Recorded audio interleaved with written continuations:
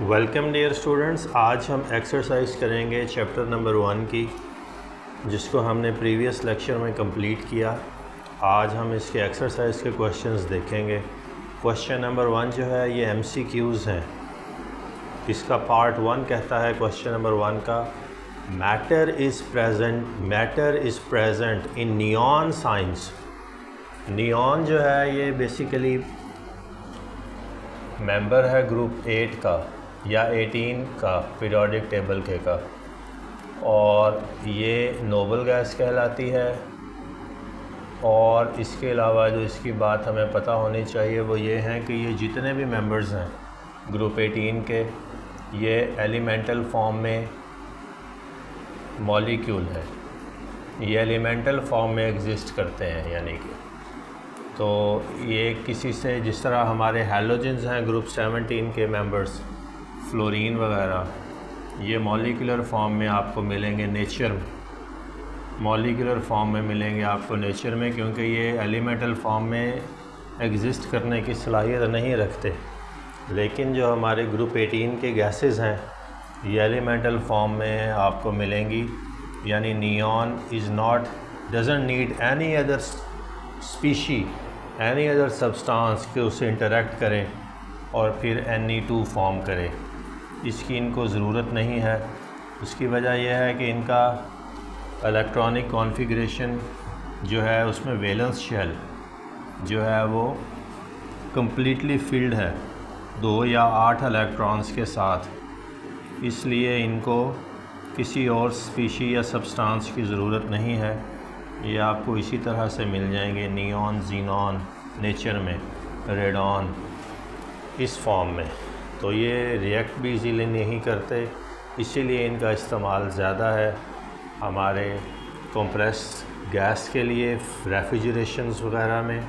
इसके अलावा ये नियॉन साइंस की बात कर रहा है, मल्टी कलर साइंस जो जगह जगह पे आवेज़ा होते हैं, वो जो हैं उसमें कौन सा मैटर की स्टेट प्रेजेंट है। तो मैटर जो है वो super critical liquid, plasma, gas या लिक्विड क्रिस्टल। तो नियॉन साइंस जो हैं ये प्लाज्मा है, तो ये जो करेक्ट ऑप्शन है वो बी है। Plasma 4th state of the matter है, आयोनाइज्ड पार्टिकल्स का मिक्सचर है, आयोनाइज्ड प्लस अनआयोनाइज्ड, तो ये मिलाकर एक सिस्टम बनता है जिसको हम प्लाज्मा कहते हैं। और ये याद रखिएगा कि ये 4th state of the matter है, और यहाँ पे हमने करवाना ये होता है कि प्लाज्मा में से हम बिजली गुजरवाते हैं, करंट या इलेक्ट्रॉन्स का फ़्लो, तो ग्लो प्रोड्यूस होता है नियॉन गैस में से। वैसे ये इनएक्टिव है, लेकिन आपने इसके इलेक्ट्रॉनिक सिस्टम को, इलेक्ट्रॉनिक क्लाउड को डिस्पर्स करना है, डिसरप्ट करना है, डिस्टॉर्ट करना है, डिस्टर्ब करना है, ताकि इसके इलेक्ट्रॉन्स लोअर ऑर्बिटल से हायर ऑर्बिटल में मूव करें, या और फिर हायर से लोअर में मूव करें। लोअर से हायर में करेंगे तो एनर्जी एब्जॉर्ब होगी, आपके पास एब्जॉर्प्शन स्पेक्ट्रम आएगा। अगर हायर से लो में जाते हैं तो आपके पास एमिशन स्पेक्ट्रम आएगा। तो एमिशन स्पेक्ट्रम जो है ये आपको लाइट की फॉर्म में, ग्लो की फॉर्म में मिलेगा, और यही काम यहाँ नियॉन साइंस में से इलेक्ट्रिक करंट गुजरवा के करवाया जाता है।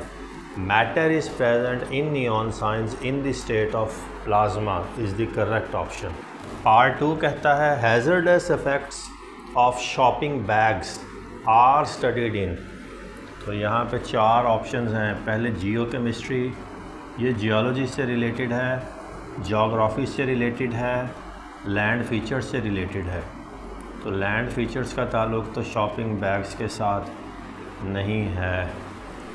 इनऑर्गेनिक केमिस्ट्री की बात करें अगर, अगली बात उसने, inorganic chemistry is study of compounds which doesn't contain carbon. तो chemistry of compounds other than that of carbons. अब अदर दैन कार्बन्स हैं तो यहाँ पे भी ये वाली केमिस्ट्री अप्लाई नहीं होगी, क्योंकि शॉपिंग बैग्स जो हैं इनमें कार्बन कंटेंट है। तो तीसरी ऑप्शन इसने दी है एनालिटिकल की, एनालिटिक्स का ताल्लुक़ जो है वो क्वांटिफिकेशन से है, तो यहाँ पे भी क्वांटिफिकेशन की बात नहीं हो रही। और चौथी ऑप्शन जो यहाँ इसने दी है वो एनवायरनमेंटल केमिस्ट्री की है, और यही सबसे ठीक ऑप्शन है यहाँ इस केस में। तो जो एनवायरनमेंटल केमिस्ट्री है वो इज़ करेक्ट। तो शॉपिंग बैग्स में एनवायरनमेंट का ताल्लुक़ है। उसकी वजह यह है कि हैज़र्डस इफ़ेक्ट्स की बात कर रहा है। तो जब हैज़र्डस इफ़ेक्ट्स की बात करें तो फिर यहाँ पे एनवायरनमेंटल केमिस्ट्री अप्लाई होगी। पोल्यूशन की बात आ गई, कार्बन कंटेंट की बात आ गई, और हैज़र्डस इफ़ेक्ट्स की बात आ गई, तो एनवायरनमेंटल केमिस्ट्री इसको डील करेगी। मैन मेड पॉलीमर की बात हो रही है। मैन मेड पॉलीमर में यहाँ 4 ऑप्शंस हैं डियर स्टूडेंट्स। पहली है स्टार्च, पॉलीस्टायरीन, प्रोटीन और सेलुलोज। अब स्टार्च, प्रोटीन और cellulose they are not man made,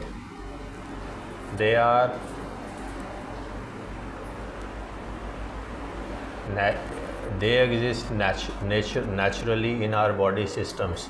Starch is carbohydrate, protein is composed of starch जो है ये कार्बोहाइड्रेट्स की लंबी चेन है, प्रोटीन्स जो हैं ये अमाइनो एसिड्स की लॉन्गर चेन्स हैं। सिंथेसाइज आर्टिफिशियली किया ज़रूर जा सकता है, बट ये नेचुरली एग्जिस्ट करते हैं प्राइमरीली। सेलुलोज जो है ये भी जो है एनर्जी का सोर्स है, कार्बोहाइड्रेट्स हैं ये भी लॉन्गर चेन्स में, मल्टीपल किस्म के कार्बोहाइड्रेट्स है। चौथी चीज़ जो यहाँ है वो पॉलीस्टायरीन है। ये वाली ऑप्शन यहाँ करेक्ट है।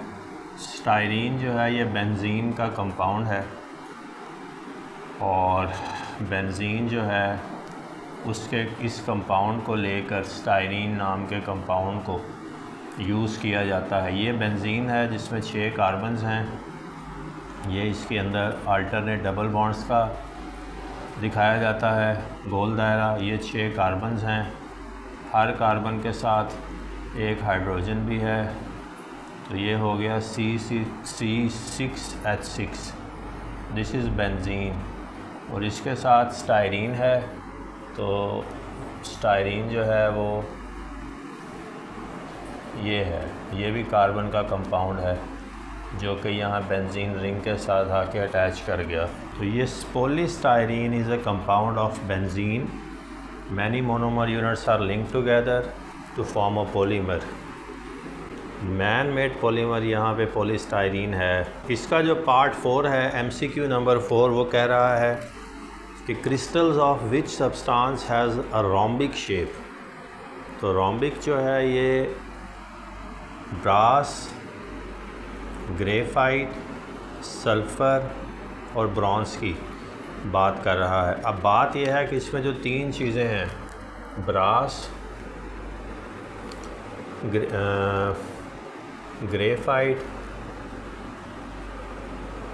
और तीसरी चीज़ bronze. Brass is a mixture of metals,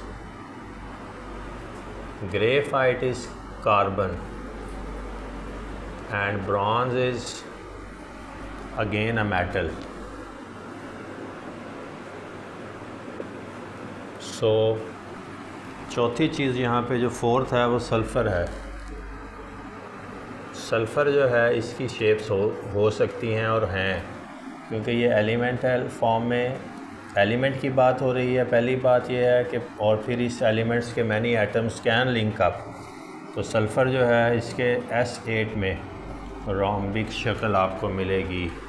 rhombic का मतलब है कि एक अरे है इस तरह से करके, तकरीबन 1 सल्फ़र, 2 सल्फ़र्स, 3 सल्फ़र्स, 4 सल्फ़र्स, 5 सल्फ़र्स, 6 सल्फ़र्स, 7 and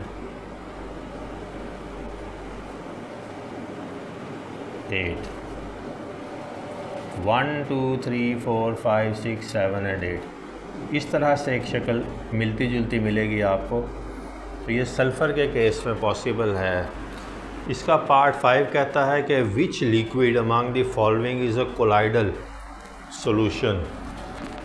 कोलाइड सस्पेंशन और मिक्सचर में थोड़ा सा फ़र्क है।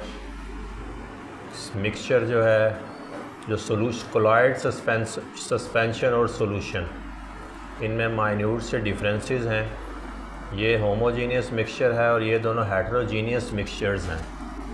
तो पहली बात तो ये है। फिर हेट्रोजीनियस हैं तो इसका पार्टिकल साइज़ थोड़ा स्मॉलर है, इसका बड़ा है। पार्टिकल साइज़ सस्पेंशन के केस में बड़े हैं, कोलाइड में छोटे हैं। ये फिल्ट्रेशन से इसके पार्टिकल्स को सेपरेट किया जा सकता है, इसके पार्टिकल्स को सेपरेट नहीं किया जा सकता by ordinary methods like simple filtration. तो यहाँ पे सवाल है विच liquid among the following is colloidal. Milk is colloidal. Milk में लिपिड प्रोटीन्स के मॉलिक्यूल्स सस्पेंडेड भी हैं और डिज़ोल्व भी हैं, और यही कोलाइडल की डेफिनेशन है। इसके अलावा जो बातें हैं, स्लेक्ट लाइम, ये कैल्शियम हाइड्रोक्साइड है, ये सस्पेंशन में आएगा। कैल्शियम हाइड्रोक्साइड को वाटर में जब आप डिज़ोल्व करेंगे तो आपके पास काफ़ी सारे लार्जर साइज़ के, कोर्स साइज़ के सस्पेंडेड पार्टिकल्स आपको मिलेंगे। ये सस्पेंशन है। और विनेगर जो है ये एक होमोजीनियस मिक्सचर है। सिरका जिसको कहते हैं, एसिटिक एसिड है, कुछ चीनी है उसमें मिक्स, कुछ सॉल्ट है। और जो सिल्वर क्लोराइड इन वाटर है, ये एक होमोजीनियस मिक्सचर फॉर्म होगा, क्योंकि silver chloride is a metal, so it will readily dissolve in water. It's a salt. Silver chloride is a salt, sorry, silver है और क्लोरीन है, ये पॉजिटिव है, ये नेगेटिव है। तो पानी में ये, क्योंकि आयनिक की नेचर है, आयनिक की नेचर होने की वजह से पानी में डिज़ोल्व होकर होमोजीनियस मिक्सचर फॉर्म करेंगे। तो सही जवाब is milk. Which of the following is a heterogeneous mixture. This is part 6। तो हेट्रोजीनियस मिक्सचर की बात करें तो 4 ऑप्शंस यहाँ पे गिवन हैं। Calcium hydroxide in water, potassium nitrate in water, hot chocolate या कंक्रीट मिक्सचर। बी, सी और डी की बात करें तो ये तो पानी में, बी, सी, डी की जो बात करें ये पानी में डिज़ोल्व होकर होमोजीनियस मिक्सचर फॉर्म करेंगी। और यहाँ पे अभी पहले पिछले ऑप्शन में भी बात की थी स्लेक्ट लाइम की, कैल्शियम हाइड्रोक्साइड, ये है स्लेक्ट लाइम। ये बेस है क्योंकि इसमें हाइड्रोक्सिल ग्रुप इन्वॉल्व है, तो बेस है। पानी में इसको मिक्स नहीं करवाया जा सकता। पानी में ये कुछ डिज़ोल्व भी होगा और कुछ अनडिज़ोल्व भी होगा। तो डिज़ोल्व प्लस अनडिज़ोल्व कंटेंट आपको मिलेगा। तो ये जो सवाल है हेट्रोजीनियस मिक्सचर का, वो ऑप्शन ए है। A state of matter whose properties are between those of liquids and crystalline solids are called liquid crystals.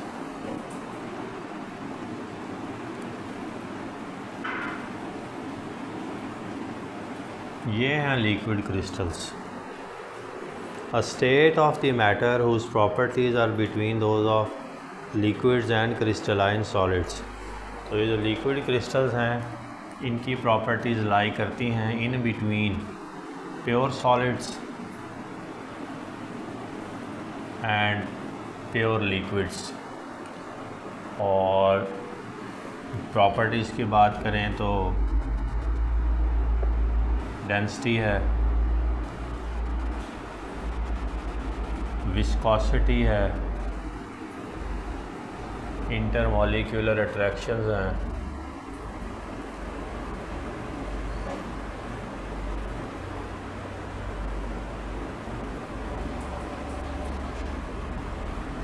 और डिफ्यूजन है, ऑस्मोसिस है, वगैरह वगैरह।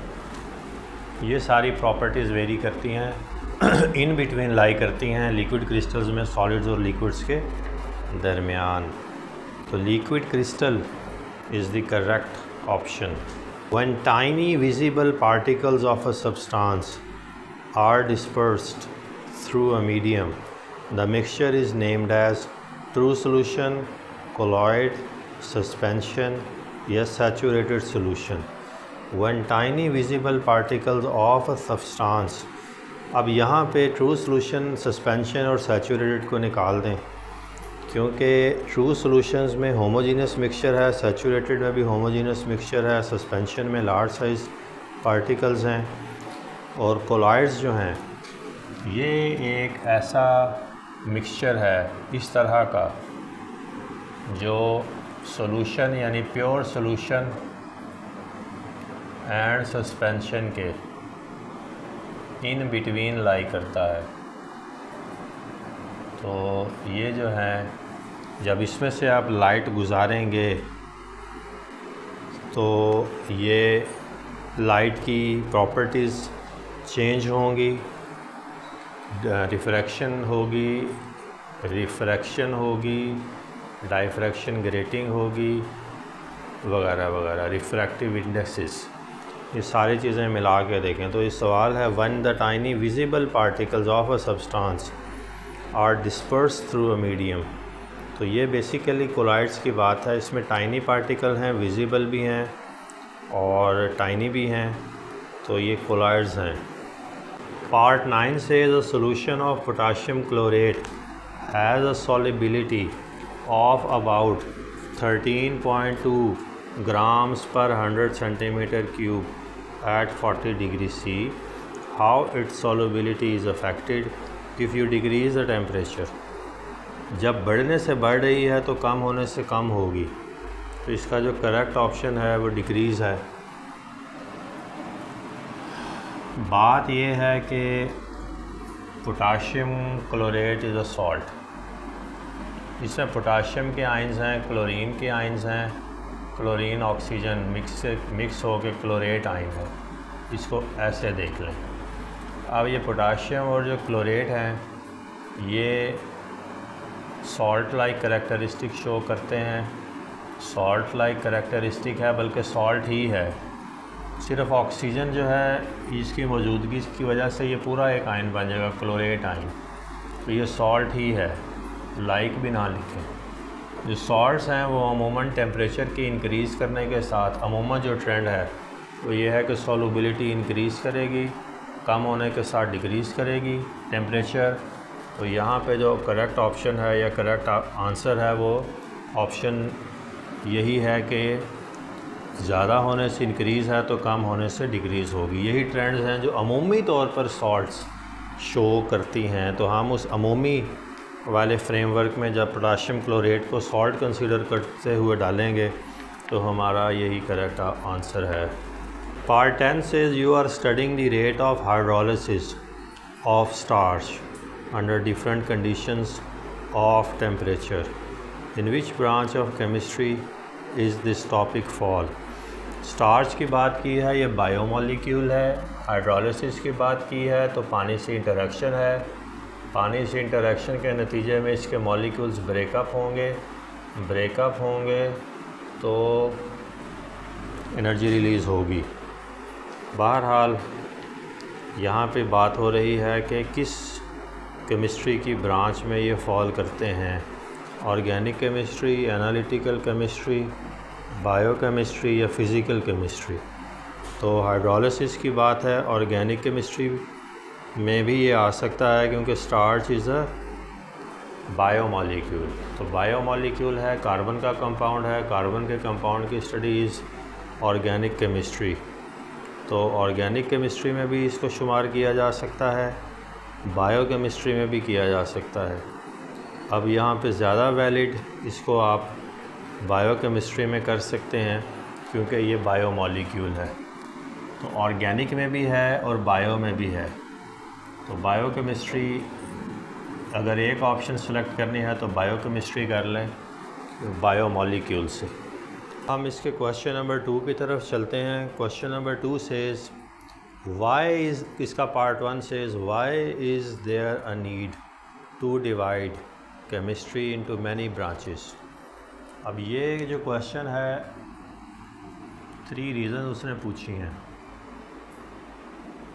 तो पहली रीज़न तो ये है कि मल्टीपल डायमेंशनल है केमिस्ट्री।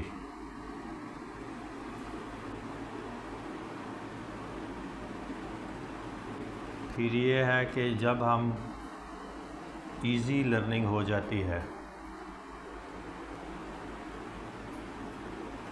और इसके अलावा होराइजन्स जब हमें इन डेप्थ स्टडी के चांसेस मिलते हैं, जब हम एक्सप्लोर करने पे जाएंगे इंडिविजुअली एनवायरनमेंटल केमिस्ट्री को, एनालिटिक्स को, एस्ट्रोकेमिस्ट्री को, तो फिर जो है हमारे पास ज़्यादा इन डेप्थ डिटेल देखी जा सकती है। जनरलाइज्ड है वरना सारा, अगर एज अ होल केमिस्ट्री सिर्फ देखें तो फिर हम जनरलाइज स्टडी करेंगे, और अगर इन डेप्थ स्टडी जब हिस्सों में तोड़ देंगे तो फिर इन डेप्थ स्टडी का चांस ज़्यादा है। पढ़ाई आसान हो जाएगी, इजीली हम फॉलो कर सकते हैं डिस्कोर्स को, यानी कि हमारी लर्निंग स्ट्रीमलाइन हो जाएगी, इजी हो जाएगी, मल्टीपल डायमेंशनल। और वजह यह है कि मल्टीपल डायमेंशनल है chemistry is not consist of one dimensions, it has many dimensions. तो फिर आपको उसको हिस्सों में तोड़ना ही पड़ेगा। इसने यूजेस नहीं पूछे, इसने रीज़न्स पूछी हैं। तो ये रीज़न्स भी हैं और यूजेस भी हैं। कि रीज़न ये है कि हमने मुश्किल से बचना है, आसानी की तरफ जाना है, तो फिर आपको हिस्सों में तोड़ना पड़ेगा। और हमने ज़्यादा डेप्थ पे जाना है हर इंडिविजुअल डायनामिक्स के, केमिस्ट्री के, तो फिर हमें हिस्सों में तोड़ना पड़ेगा।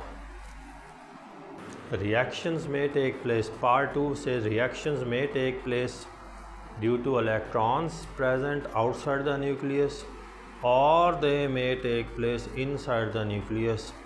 Which branch of chemistry covers these two? अब न्यूक्लियस की बात है तो फिर न्यूक्लियर केमिस्ट्री है। तो एक ही लाइन का इसका जवाब है nuclear chemistry is a branch of chemistry which deals with nucleus, जो कि अभी नेक्स्ट चैप्टर में आएगा। न्यूक्लियस और उसके सब एटॉमिक पार्टिकल्स की स्टडी न्यूक्लियर केमिस्ट्री में होगी। Third says which type of problems are solved in analytical chemistry. Analytics की बात करें तो क्वांटिफिकेशन की बात है, क्वांटिफिकेशन की भी बात है और क्वालिटी की बात भी है।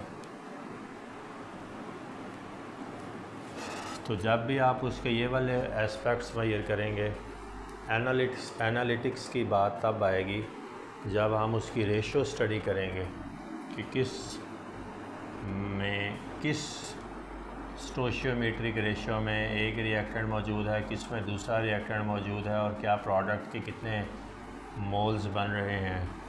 तो जब भी मोल्स की बात आएगी, ग्राम्स की बात आएगी, या किसी भी यूनिट किलोग्राम्स की व्हाटएवर, तो जब भी क्वांटिफिकेशन की बात आएगी, बेसिकली क्वांटिफिकेशन है एनालिटिक्स।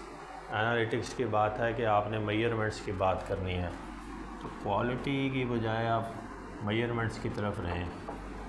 मेजरमेंट्स की बात है बेसिकली, मेजरमेंट्स, क्वांटिफिकेशन वगैरह। ग्राफीन और ग्रेफाइट की बात करेंगे अगर, ग्राफीन एंड ग्रेफाइट, ये बेसिकली ग्रेफाइट जो है ये एक एलोट्रोप है कार्बन का। तो इसमें जो है वो 6 कार्बन्स हैं, एक मॉलिक्यूल समझें 6 कार्बन्स का फॉर्म हो रहा है, और ये जो हैं वो लेयर्स की फॉर्म में हैं। ये पैकिंग है, यानी एक दूसरे के साथ भी ये कोवलेंट बॉन्ड से, एक दूसरे के साथ भी ये इंटर मॉलिक्यूलर फोर्सेस से जुड़े हुए हैं। आपस में ये कोवलेंट बॉन्ड्स का एक नेटवर्क फॉर्म करते हैं। लेयर्ड स्ट्रक्चर है, 2 डायमेंशनल स्ट्रक्चर है, प्योर क्रिस्टलाइन स्ट्रक्चर नहीं है। प्योर क्रिस्टलाइन नहीं है, जैसे कि डायमंड में है, नॉट है प्योर। तो ये बेसिकली कार्बन का, जैसे डायमंड है और ग्रेफाइट है, ये दो मेन एलोट्रोप्स हैं, फिज़िकल एग्जिस्टेंसेस ऑफ कार्बन्स हैं। तो ग्रेफाइट है और ग्रेफीन है। ग्राफीन जो है वो इसी का एक स्मॉलर यूनिट है। तो ये सिंगल डायमेंशनल है क्योंकि ये सिर्फ एक स्मॉलर यूनिट पे मुश्तमिल है। लेयरिंग इसमें नहीं है, नो लेयरिंग, ये लेयरिंग के बग़ैर है। लेयरिंग को तोड़ना है आपने, जैसे ये शीट्स की फॉर्म में है पैक्ड 2 डायमेंशनल रे में, वन आफ्टर दी अदर। उन लेयर्स को तोड़ें, 2 डायमेंशंस को ख़त्म कर दें और एक स्मॉलर यूनिट ले लें ग्रेफाइट का, तो उसको ग्राफीन कहते हैं। अब फ़र्क सिर्फ ये है कि जब आपने तोड़ दी इसकी लेयरिंग को तो फिर आप इसको ज़्यादा वोलेटाइल कर देंगे, बस ये फ़र्क है, वोलेटिलिटी का फ़र्क है, यानी ज़्यादा रिएक्टिव हो जाएगा, वोलेटिलिटी ज़्यादा वोलेटाइल हो जाएगा। वोलेटाइल का मतलब है मोर रिएक्टिव, यूज़ करना फिर इसको आसान है, बिजली भी गुजारना आसान है, इलेक्ट्रिकल कंडक्टिविटी, थर्मल कंडक्टिविटी, इस तरह की जो चीज़ें हैं वो हम वेरिएशन अगर चाहिए ग्रेफाइट से हमें थोड़ी सी अपनी मर्ज़ी की वेरिएशंस पॉजिटिवली, तो ग्राफीन की तरफ जाएंगे। ये इसी का स्मॉलर यूनिट है। 5 की बात करें तो सुपर क्रिटिकल लिक्विड्स की बात है। ये जो सुपर क्रिटिकल फ्लूइड्स हैं, ये हमें इनका नेम ही इंडिकेट कर रहा है कि नॉर्मल से थोड़ी सी डेविएशन है। एक हर चीज़ का क्रिटिकल पॉइंट होता है। क्रिटिकल पॉइंट का मतलब ये है कि जिस पे वो अपनी ओरिजिनल एग्जिस्टेंस पे है। अगर सॉलिड है तो सॉलिड है, लिक्विड है तो लिक्विड है, गैस है तो गैस में रहेगी। तो क्रिटिकल पॉइंट का मतलब ये है कि टेम्परेचर और प्रेशर की वो कंडीशंस जिस पे वो सब्सटेंस अपनी ओरिजिनल स्टेट यानी फ़िज़िकल स्टेट में पाया जाता है, ओरिजिनल फ़िज़िकल स्टेट। अब आप टेम्परेचर यहाँ से थोड़ा, वो क्रिटिकल पॉइंट है, वहाँ से टेम्परेचर को थोड़ा सा आप राइज़ कर दें तो फिर जो है वो क्या होगा, टेम्परेचर की इंक्रीज़ करने के साथ साथ उसकी फ़िज़िकल एग्जिस्टेंस वेरी करेगी, और अब वो ना आपको सॉलिड में मिलेगा प्योर, ना लिक्विड में मिलेगा प्योर, और ना गैस में मिलेगा। ये पॉइंट जो है इसको सुपर क्रिटिकल लिक्विड कहते हैं।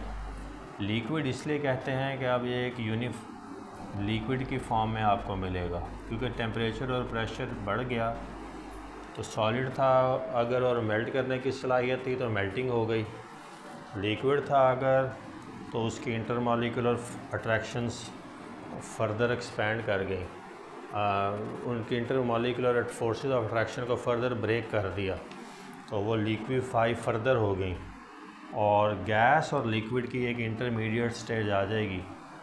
प्राइमरीली सॉलिड लिक्विड गैस को मिला के बात करें तब भी, और लिक्विड और गैस की बात करें तब भी। अभी लिक्विड का लफ्ज़ इसलिए बोला जाता है क्योंकि ये लिक्विफाइड कंटेंट है, जिसको लिक्विफिकेशन कहते हैं। तो ये लिक्विफाइड कंटेंट है। टेम्परेचर इतना बढ़ाया है कि अब सॉलिड था तो ओरिजिनल सॉलिड नहीं रहा, लिक्विड था तो ओरिजिनल लिक्विड नहीं रहा, गैस था तो गैस नहीं रही। अब ये एक सुपर क्रिटिकल सा एक यूनिफॉर्म सा मिक्सचर फॉर्म हो गया, जिसमें सॉलिड भी एम्बेडेड है और जिसमें अब तीनों लिक्विड की फॉर्म में है।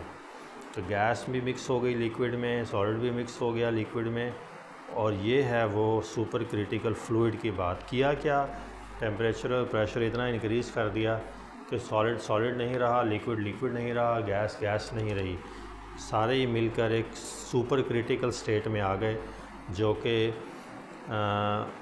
अनड्यू प्रेशर या एक्स्ट्रा ऑर्डिनरी टेम्परेचर और प्रेशर देने के नतीजे में, बियॉन्ड देयर क्रिटिकल पॉइंट देने के नतीजे में हमारे पास एक होमोजीनियस यूनिफॉर्म सा सॉल्यूशन फॉर्म हो गया, जिसमें हर स्टेट ऑफ मैटर मौजूद है और प्योर कोई भी नहीं है। हाँ, जो बात कर रहा है वो इनकी इम्पोर्टेंस की कर रहा है। सुपर क्रिटिकल है तो इसको इस्तेमाल हम कर सकते हैं। अब देखें, सुपर क्रिटिकल बना दिया तो अब सॉलिड के करैक्टरिस्टिक्स देखें, लिक्विड के देखें और गैसेस के देखें। तो अब हम देखते हैं कि इन सब में कुछ ना कुछ ये मिल गए, इन सब के करैक्टरिस्टिक इस सुपर क्रिटिकल फ्लूइड में, तो क्या होगा। ये जो भी पहले करैक्टरिस्टिक्स लिखे गए, हमने डेंसिटी की बात करें वो वेरी की कर गई, सरफेस टेंशन की बात करें वो वेरी कर गई, विस्कोसिटी की बात करें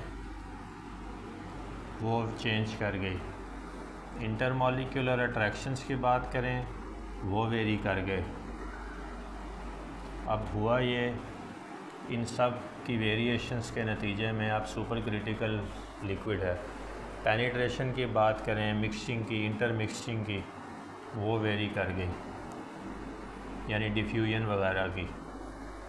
तो ये सुपर क्रिटिकल फ्लूइड्स का काम है कि हम अपनी मर्ज़ी का एक ऐसा सिनेरियो डेवलप करके उसको फिर हम यूज़ करते हैं अपने मकासद हासिल करने के लिए, इन सारे करैक्टरिस्टिक्स को वेरी करके। तो क्या मकासद हो सकते हैं? इसका एक मकसद ये है कि हम अपनी एनवायरनमेंट से अनवांटेड पोल्यूटेंट्स को रिमूव कर सकते हैं इस सुपर क्रिटिकल फ्लूइड को यूज़ करते हुए, क्योंकि अब ये एक वॉलेटाइल सा कंटेंट है जहाँ पे आप कुछ भी करवा सकते हैं। थोड़ा सा टेम्परेचर बढ़ाएंगे और थोड़ी डेंसिटी और वेरी करा देंगे, थोड़ा प्रेशर बढ़ाएंगे और वेरिएशंस आ जाएंगी। तो सबटल वेरिएशंस थोड़ी बहुत करनी पड़ेंगी अपनी मर्ज़ी के करैक्टरिस्टिक्स की वेरिएशन लाने के लिए। उससे फिर हम एनवायरनमेंट से अनवांटेड पोल्यूटेंट्स रिमूव कर सकते हैं, कॉफ़ी को डीकैफिनेट कर सकते हैं। इस तरह के काफ़ी सारे मकासद हैं जो हमें चाहिए। पार्ट 6 इसका कहता है, in which state does matter exist in sun. Plasma है, mixture of ionized and unionized particles. Plasma is a mixture of ionized, charged and uncharged species.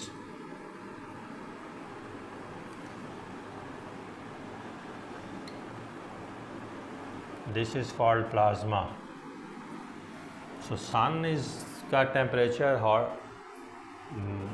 बहुत ज़्यादा है, वहाँ पे आप कोई भी चीज़ अपने नेचुरल उसमें नहीं मिलेगी। हाइड्रोजन एंड हीलियम अगर है वहाँ पे, जैसा कि है मिक्सचर ऑफ गैसेस है, प्राइमरीली हाइड्रोजन और हीलियम, ये इंतहाई चार्ज स्टेज में मिलेंगे आपको। इनके डिसइंटीग्रेटेड न्यूक्लियाई मिलेंगे और इस तरह से आपको जो स्टेट मिलेगी मिल मिला के वो प्लाज्मा कहलाएगी। Fourth state of the matter भी जिसको कहा जाता है। 7 जो है वो इम्पोर्टेंस ऑफ ग्राफीन की बात है। ये जो ग्राफीन है इसकी इम्पोर्टेंस अभी हमने देखी कि हमारी लेड पेंसिल्स में, इनको लेड पेंसिल्स तो कहते हैं लेकिन इसमें ग्रेफाइट ही प्रेजेंट है in the form of graphene, तो ये इसका इस्तेमाल है।